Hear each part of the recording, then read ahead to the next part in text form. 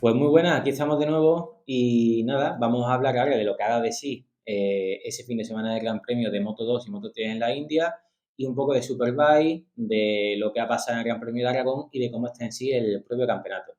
Si os parece, empezamos con Moto2 y qué decir, que Acosta pues, ha sumado la sexta victoria del año y ahora mismo se ve que está imbatible, está intratable.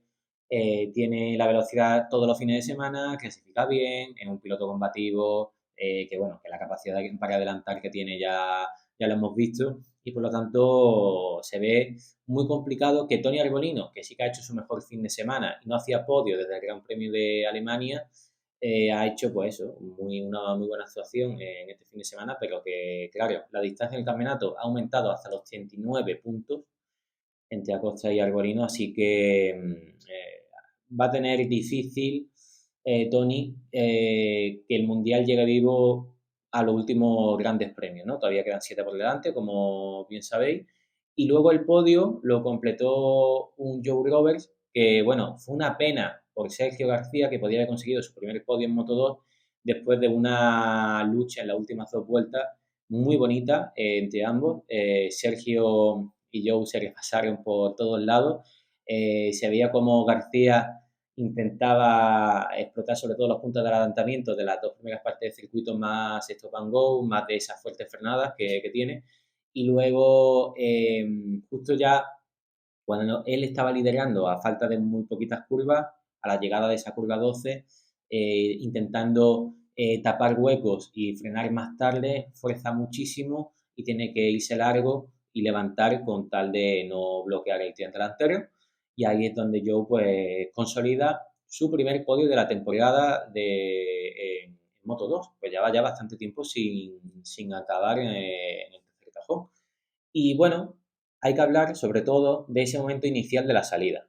Como decía también en el otro vídeo, pues bueno, las carreras fueron recortadas por esa cantidad de humedad, de calor, y bajó a las 18 vueltas. Pero claro, en el momento inicial de la salida, llegada a esa primera curva delicada, conflictiva, no sé cómo poder llamarla, y claro, ya hubo una melee también por parte de Jeremy Alcoba, que esto es lo que pasa. Cuando llegas a una curva tan angulada y el piloto, hay un en concreto que va muy pegado al vértice, no tiene el ángulo de giro suficiente y por lo tanto al final va a cruzar la línea, va a contactar con los pilotos que sí que están haciendo sus líneas más natural y lanzándose desde fuera. Eso provocó que se llevara pues a Vietti, a Marco Ramírez, a Taiga Ada y a Chanter. La mala fortuna, sobre todo, se la llevó Vietti, que se ha lesionado el pubis, con ese golpe tan feo cuando salió volando después de ese contacto. Y luego, pues también hay que decir que al final se vio una situación, una imagen eh, muy cómica, por decirlo, dentro de lo que pasó en ese momento, porque había un emparedado de motos, 3 motos encima, una de la otra, estaba la de Marco Ramírez, la de Alcoba y la de Taiga Ada, me parece. Y claro, pues, ¿qué pasó? Que en la siguiente vuelta llegaron a ese punto y claro, todavía seguían quitando las motos, los Marshall en las escapatorias y tuvieron que sacar la bandera roja y hacer una resalida. Para la segunda salida quitan 6 vueltas, que la verdad que quitan una buena cantidad importante y se queda al final solo en 12 vueltas. Y también quería decir una cosa, que en el último vídeo, analizando ese fin de semana de MotoGP, no lo he comentado, pero claro, menos mal que aquí sí que pararon la carrera, pero porque se vieron obligados porque todavía las motos seguían a nada de la propia escapatoria de asfalto de esa curva 1. Pero es que el momento fatídico que hubo en la salida de la sprint de MotoGP en esa primera curva, lo de Augusto con Paul y Bradel, bueno, Bradel con ellos dos, porque fue esa culpa de Bradel, y de Marini con Bezzecchi, todavía seguían ahí los Marshall en la grava y seguían las motos. Y pasaron por ese punto, intentaron enfocar lo menos posible las cámaras, pero es que no pararon la carrera. Si pasa algo, luego ¿qué hacemos?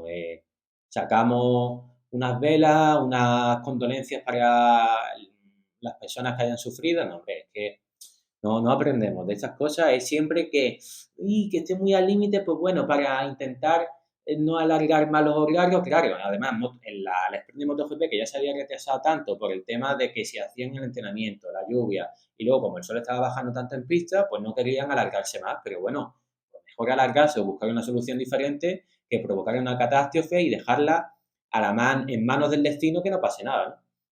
Pero bueno, seguimos con Moto 2, que es el vídeo en cuestión.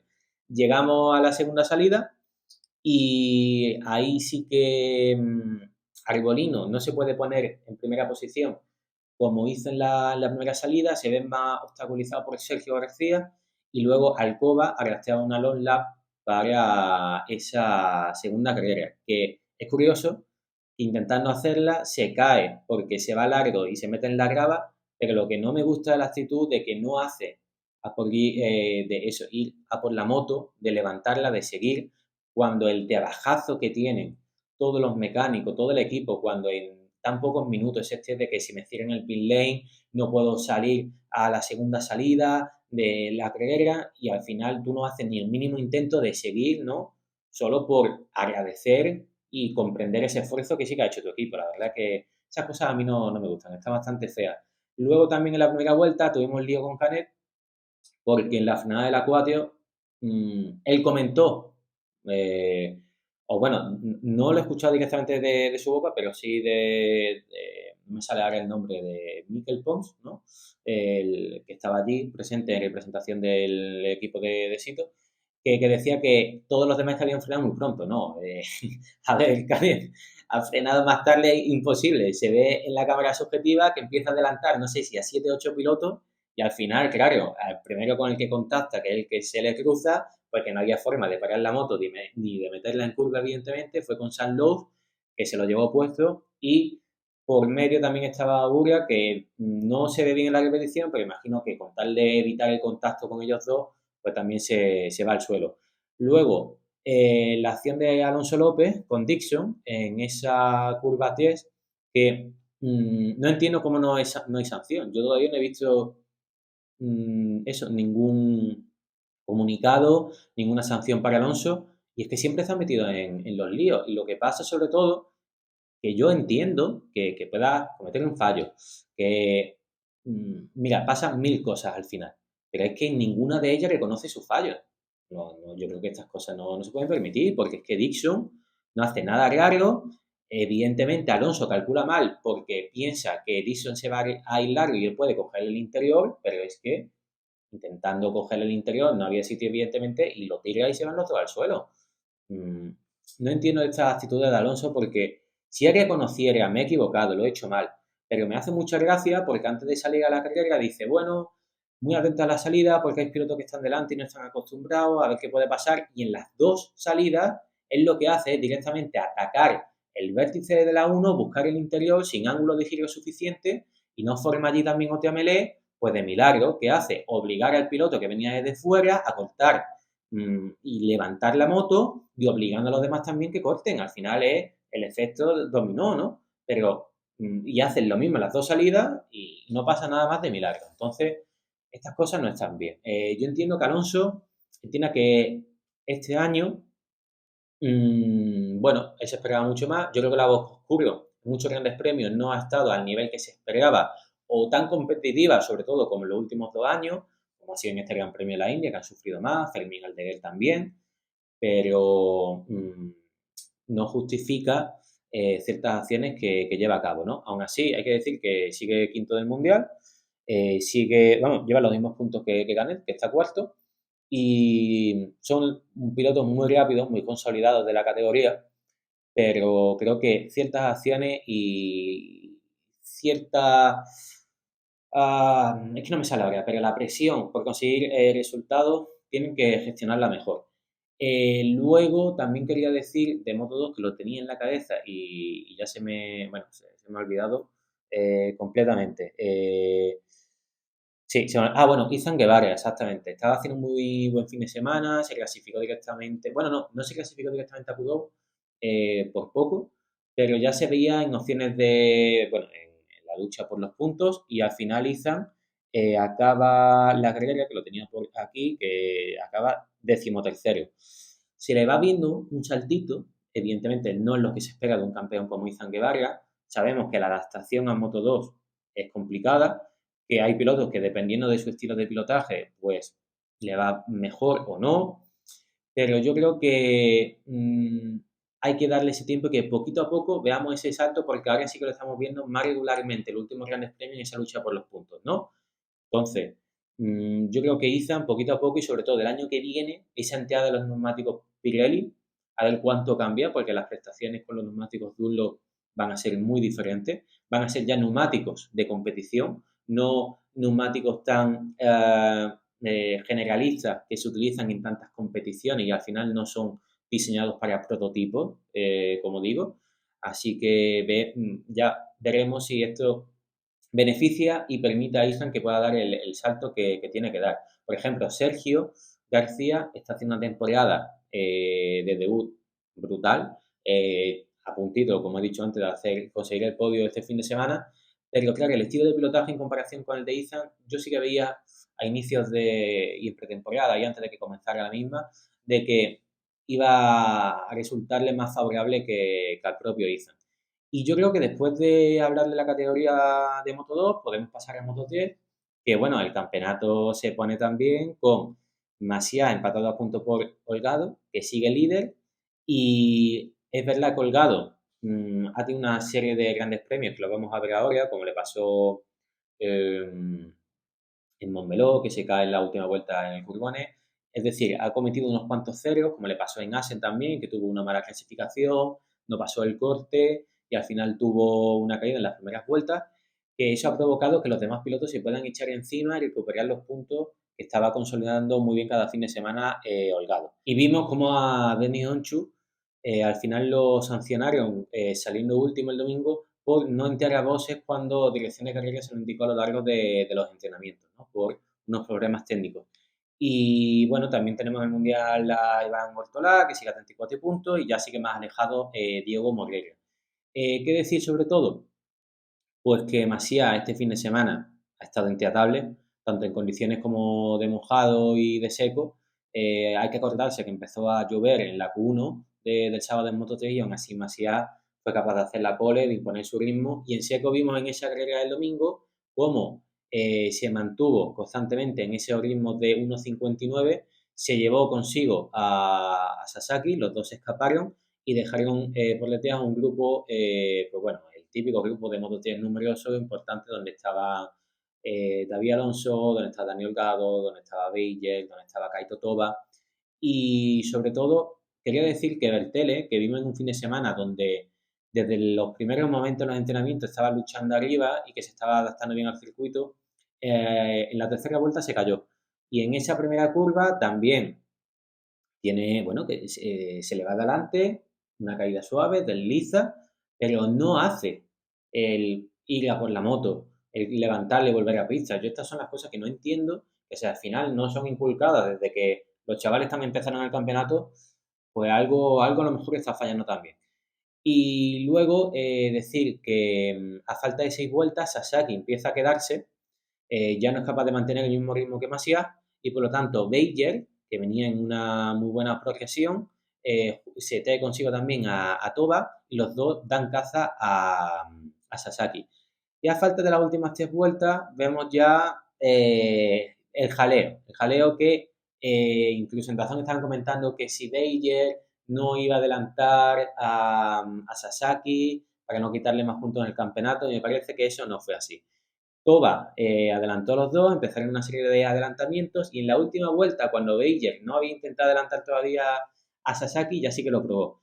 Pero ¿qué pasó? Que llegamos a la frenada de la curva 12, y esa penúltima curva, Sasaki, que se abre más de lo que se esperaba Beiger, y él, que iba intentando coger el exterior para, imagino, prepararse muy bien la salida de la curva hacia la última izquierda, pues contacta con la rueda trasera de Sasaki, hace un poco el afilador y se va al suelo.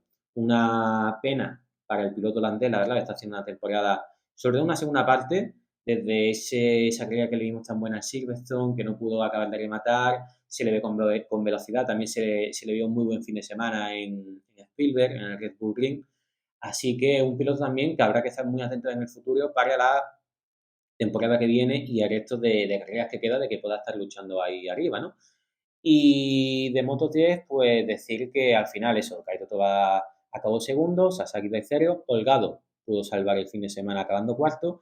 Y lo que quería hablar del campeonato es que, claro, Holgado tenemos esos ceros de Holanda, de Misano, de Cataluña. Entonces, esto ha provocado al final que Masia, aunque sí que tenía ese cero de Silverstone, esa caída cuando tenía ritmo también, y luego ese fallo mecánico en Austria, ha sabido sobreponerse haciendo 10 podios seguidos, quedando segundo en Cataluña, segundo en Misano y primero aquí en el circuito de la India.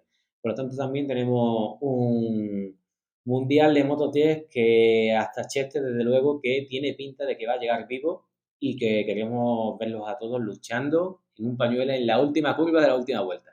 Y llegó el momento esperado de poder hablar, por fin, del Mundial de Superbike y del Gran Premio de Aragón.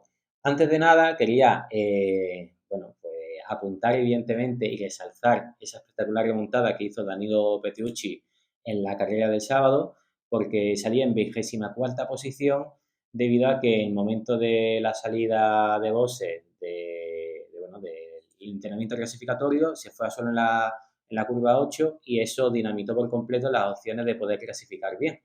Y también fue una pena porque Danilo estaba demostrando muy buen ritmo el viernes, tanto a una vuelta como a larga distancia. Y claro, salía 24º y acaba remontando hasta la 5ª posición. Acaba solo a 7 segundos y medio de cabeza al final de carrera después de esos adelantamientos. Creo que en la 10ª vuelta ya había alcanzado el top 10. La verdad que Danilo cada fin de semana está haciendo una progresión y una adaptación a este campeonato muy, muy buena. Claro, la gente puede pensar, bueno, sí, es que en el Moto América, la pasada temporada llevaba también la misma moto, sí, pero una moto no tiene nada que ver, no es igual a esta Panigale V4R, la misma electrónica, los neumáticos sobre todo, los Zoom que montan en Moto América, los Pirelli que llevan aquí en Superbike, y luego en 3 años diferentes ese cambio de neumáticos, ¿no? De pasar en Michelin a MotoGP, una prototipo con una moto derivada de calle que no tiene nada que ver y esa diferencia de neumáticos, ¿no? El asimilar y cambiar ese chip, esas cositas de estilo de pilotaje y el buscar esa buena adaptación, desde luego que muy fácil no es que sea. Luego, la sorpresa saltó este fin de semana en la primera carrera porque venimos de unos cuantos grandes premios donde Toprak está echándole un poco el guante a Bautista y acercándose en el campeonato. Y Bautista, cuando iba liderando casi con 1,5 segundos de distancia, en la frenada de la curva 8, en la entrada al sacacorcho, la pierde delante y se va al suelo. Eso deja a Jonathan liderando, perseguido de Toprak, y se sumó un invitado especial, que fue Michael Rinaldi, que llevaba ya bastante tiempo sin ganar, que ya sabemos que no va a seguir en el equipo de Ducati oficial para la temporada que viene, sino que lo va a sustituir Nicolo Bulega, que si no pasa nada este año, pues sí que va a consolidar ese campeonato de Super Sport esta temporada, está haciendo un año muy, muy sólido. Pues Rinaldi tuvo un mejor ritmo, fue poco a poco dándoles caza, tanto a Jonathan como a Toprak, los adelantó a ambos y luego Toprak acabó también adelantando a Jonathan para hacerse con la segunda posición. Y este fue el podio. Hay que decir que después de la carrera el Mundial se estaba apretando pues más que en ningún momento y vimos que la distancia en el campeonato era solo de 37 puntos entre Bautista y el turco, así que se estaba poniendo la cosa muy, muy calentita. Y luego pasamos a la Superpole. Superpole del domingo, que fue la carrera más emocionante de todo el fin de semana, a los 3 tenores de arriba, cómo no, y vimos en casi toda la carrera liderando a Jonathan, seguido de Bautista y de Toprak. Luego, las diferencias que se pueden ver de las prestaciones de cada moto son, es que son muy evidentes y son muy buenas de verla, ¿no? Porque vemos como una Ducati que para lanzarla y frenarla hasta el centro de la curva, eso tienen que pagar más la moto, no pueden llegar con tanta velocidad y tanta facilidad en esa entrada como la Yamaha y la Kawa, pero claro, en los cambios de dirección, la velocidad y la potencia que puede aplicar las Ducati y la acción en las salidas de curvas que tienen, no tiene nada que ver con las Yamaha y con la Kawa de Jonathan y compañía, ¿no? Y entonces vimos como ese último adelantamiento para llevarse la victoria Bautista, que no había liderado en ningún momento la Superpole, fue en esa pura atención de la salida de la chicane de la curva 15, que antes de llegar a la frenada ya la había pasado por velocidad, por esa aceleración que digo, a Jonathan, y ya llegó por delante de él, tanto para el último curvón de las 16 y la 17, ¿no? Y aquí vimos esas diferencias que decía de pilotaje, sobre todo de dónde están las mayores fortalezas de cada moto. Y luego el domingo, pues Bautista se reafirmó de nuevo, supo imprimir su ritmo y, bueno, se distanció, hizo un carrerón de los típicos de Bautista, de al final marcar diferencias escapándose, que finalmente pues le sacó una distancia de 4 segundos a Toprak, tercero acabó Rinaldi, que pudo superar a Jonathan Grea. Por lo tanto, el campeonato queda con 2 grandes premios por delante, que es la cita de Portimao y la de Jerez, que la verdad que dos muy buenos circuitos, y quedan solo 74 puntos en juego por delante. Diferencia en el campeonato entre los dos máximos contendientes al título ahora mismo, de 47 puntos. Sabemos que Toprak va a intentar llevarlo vivo como sea a la última cita de Jerez. Y también hay que decir que Ragazzioglu ha igualado el número de podios en Superbike a Carl Fogarty y ha sumado el número 28 esta temporada. Está solo a uno más de mejorar lo que consiguió la temporada pasada y en 2021. Así que hasta aquí este breve repaso. Seguiremos al pie del cañón. No os preocupéis porque vamos a intentar darle la repercusión que se merece, evidentemente, no solo el campeonato de MotoGP.